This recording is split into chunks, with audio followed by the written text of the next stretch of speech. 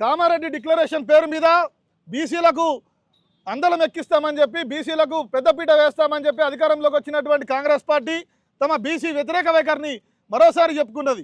ఎప్పుడైతే తెలంగాణ జాగృతి అధ్యక్షులు శ్రీమతి కవిత గారు ఈ యొక్క రాష్ట్రానికి మొత్తంగా నియంత్రించేటటువంటి చట్టాలు చేసేటటువంటి చట్టసభ అయినటువంటి అసెంబ్లీ లోపల మహాత్మా జ్యోతిబా పూలే విగ్రహాన్ని ఏర్పాటు చేయాలనే డిమాండ్తోని, తల్లి సావిత్రిబాయి విగ్రహాన్ని ఏర్పాటు చేయాలనే డిమాండ్తోని ముందుకు కదిలినరో, ఏ రోజైతే స్పీకర్ గారిని కలిసి నివేదించిండ్రో ఆ రోజు నుంచి కూడా రాష్ట్ర వ్యాప్తంగా అన్ని చోట్ల కూడా రౌండ్ టేబుల్ సమావేశాలు పెట్టడము, ఒక పక్షాన బీసీ రిజర్వేషన్ అని అడుగుతూ మరో దిక్కు ఈ ఇద్దరి మహనీయుల విగ్రహాన్ని కూడా శాసనసభలో ఏర్పాటు చేయాలని డిమాండ్ చేస్తూ ఉన్నాం. దాన్ని సూటిగా నెరవేర్చాలని ప్రభుత్వం దొంగచాటుగా ఇవాళ అక్కడ కాకుండా ఇక్కడ ఐమాక్స్ దగ్గర ఏర్పాటు చేస్తామని చెప్పారు, ఐమాక్స్ చౌరస్తా దగ్గర ఏర్పాటు చేస్తామని చెప్పారు. పోనీ అదైనా జరుగుతుంది, మా డిమాండ్ కొనసాగుతూనే ఉన్నప్పటికీ ఈ నిర్ణయాన్ని కూడా స్వాగతిస్తూనే పోరాటాన్ని కొనసాగిద్దామని కవిత గారు పిలిపించిన నేపథ్యం లోపల ఇక్కడ కూడా 2 రోజుల క్రితం ఏదైతే జ్యోతిబాయి పూలే, సావిత్రిబాయి పూలే గారి విగ్రహాలు పెడతామని చెప్పి 2 రోజుల కింద ఇక్కడికి ప్లాస్టర్ ఆఫ్ ప్యారిస్ విగ్రహాన్ని తీసుకొచ్చారు. ప్లాస్టర్ ఆఫ్ ప్యారిస్ అంటే మీ అందరికి తెలుసు, మనం ఏదైతే గణేష్ మండల్ లోపల ఏర్పాటు చేస్తామో కేవలం ఒక సీజన్ కోసం 15 రోజుల కోసం ఏర్పాటు చేసే విగ్రహం, ఆ విగ్రహాలను తీసుకొచ్చారు. ఎప్పుడు బీసీ సంఘాలు కానీ జాగృతి లాంటి సంస్థలు పార్టీలు దీన్ని వ్యతిరేకిస్తాయి, బీసీలు చైతన్యంతో ఉండరని చెప్పి వెనక్కు తగ్గినటువంటి ప్రభుత్వం రాత్రికి రాత్రి వాటిని దాచిపెట్టి ఇవి ఇప్పుడు కాదు మళ్ళీ ఇక్కడ కాంస్య విగ్రహాలను పెడతామని చెప్పి దీన్ని వాయిదా వేయడం జరిగింది.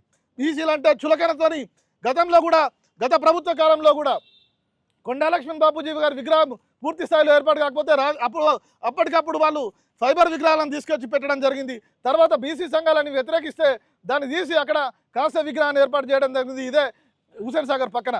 కాబట్టి గత ప్రభుత్వమైనా ఈ ప్రభుత్వమైనా కాంగ్రెస్ అయినా బీఆర్ఎస్ అయినా కూడా బీసీలను వంచిస్తూనే ఉన్నాయి, బీసీలను వాడుకుంటూనే ఉన్నాయి, బీసీలను పదే అవమానిస్తూనే ఉన్నాయి.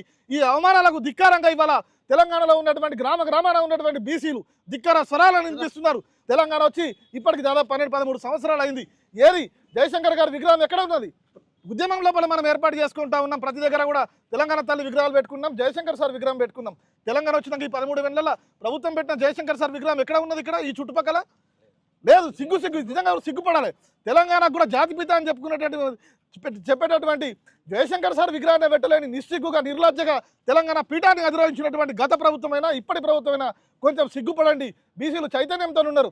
తెలంగాణ వ్యాప్తంగా బీసీలకు రిజర్వేషన్లను ఇవ్వాలని చెప్పి ఒక దిక్కేమో ఉద్యమాలు జరుగుతూ ఉంటే బీసీ టీఆర్ఎస్ పార్టీ నుంచి వీళ్ళు ఇందిరా పార్క్ దగ్గర ధర్నా పెట్టారు. టీఆర్ఎస్ పార్టీకి డైరెక్ట్గా 42% రిజర్వేషన్ డిమాండ్ చేయకుండా బీసీ ప్రజాప్రతినిధుల ఫోరం అని చెప్పి ఈ బీఆర్ఎస్లో ఉన్నటువంటి ప్రజాప్రతినిధులు, ఎమ్మెల్యేలు, ఎంపీలు అందరు పోయి అక్కడ కూర్చున్నారు. కొంచెం సిగ్గనిపించట్లేదా మీకు? బీఆర్ఎస్ నుంచి కదా మీరు చేయాలి, బీఆర్ఎస్ పార్టీ నుంచి కదా మీరు నిరసన తెలపాలి. బీఆర్ఎస్ ప్రజాప్రతినిధుల ఫోరం ఏంది? బీసీ ప్రజాప్రతినిధుల ఫోరం, క్షమించాలి. బీఆర్ఎస్ ప్రజాప్రతినిధులు కూడా బీఆర్ఎస్ పేరు కూడా వాడలేదు. కరీంనగర్ మొత్తం రాష్ట్ర వ్యాప్తంగా కూడా రౌండ్ టేబుల్ సమావేశం పెడతామని చెప్పినటువంటి పెద్ద ధర్నాలు, నిరసన కార్యక్రమాలు చేస్తామని చెప్పినటువంటి బీఆర్ఎస్ ఇవాళ అట్లాంటి కార్యక్రమాలు ఏం తీసుకోకుండా తమ బీసీ వ్యతిరేక వైఖరిని వాళ్ళు ముందు పెట్టిరు.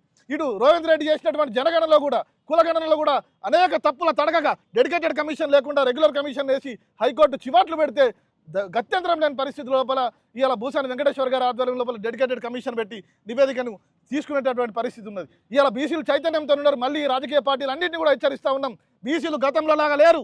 బీసీలు గతంలో లాగా దొరలను కూడా చేతులు కట్టుకొని నిలబడేటట్లు అట్లా లేరు.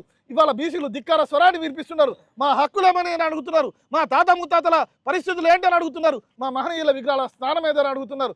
జయశంకర్ సార్ విగ్రహమైనా, కొండా లక్ష్మణ్ బాపూజీ గారి విగ్రహమైనా ఇవాళ మనం చూస్తున్నటువంటి ఈ ఘోరమైన పరిస్థితికి మనం ఇక్కడ ఉన్నాం. మహాత్మా జ్యోతిబా పూలే, తల్లి సావిత్రిబాయి పూలే వారి విగ్రహాలైనా కూడా బీసీలు పదే అవమానాలకు గుర్తున్నారు. రాష్ట్ర వ్యాప్తంగా ఉన్నటువంటి బీసీలందరూ కూడా జాగరూకంగా ఉండాలి. ఈ దొంగ పార్టీలు మళ్ళీ కండువాలు మార్చి లేదా అదే నాయకులు వేరే దాంట్లో మీ దగ్గరకు వస్తారు. దయచేసి ఆ పార్టీలను ఎండగట్టండి, వారి విధానాలను ఎండగట్టండి అని చెప్పి మరోసారి రాష్ట్ర ప్రభుత్వాన్ని హెచ్చరిస్తూ ఉన్నాం. తొందరగా ఇక్కడ మహాత్మా జ్యోతిబాయి పూలే, తల్లి సావిత్రిబాయి పూలే గారి కాంస్య విగ్రహాన్ని ఏర్పాటు చేయాలని తెలంగాణ జాగృతి డిమాండ్ చేస్తూ ఉన్నది.